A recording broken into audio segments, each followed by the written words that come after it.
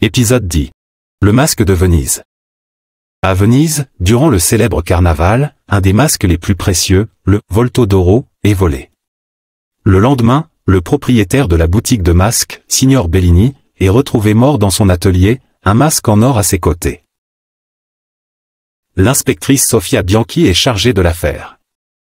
En observant les lieux du crime, elle remarque des indices qui indiquent que le voleur connaissait bien l'atelier.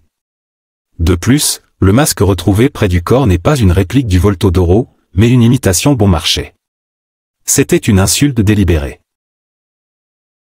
Bianchi commence à interroger les amis et les rivaux de Bellini dans l'industrie des masques. Elle découvre que Bellini avait des rivaux jaloux, dont un ancien apprenti, Giorgio, qui avait quitté Bellini dans des conditions houleuses. Giorgio devient un suspect clé. Mais Bianchi est surprise lorsqu'elle apprend que Giorgio est lui aussi victime d'un cambriolage, une autre imitation bon marché laissée en signe de moquerie. Giorgio jure qu'il n'est pas impliqué dans le vol ou le meurtre de Bellini.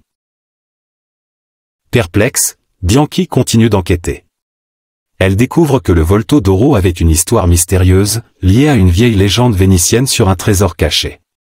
Bellini avait-il été tué pour ce secret? Alors que le carnaval atteint son apogée, Bianchi a une révélation. Le véritable coupable n'est pas un rival, mais un collectionneur avide. Il voulait le Volto d'Oro ainsi que le secret qu'il renferme, et avait laissé des imitations pour détourner les soupçons sur les rivaux de Bellini.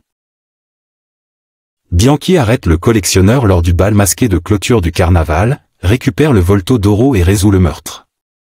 Le carnaval prend fin, mais l'ombre de la tragédie plane sur la ville. Derrière les masques et les festivités, Bianchi avait découvert une vérité sinistre.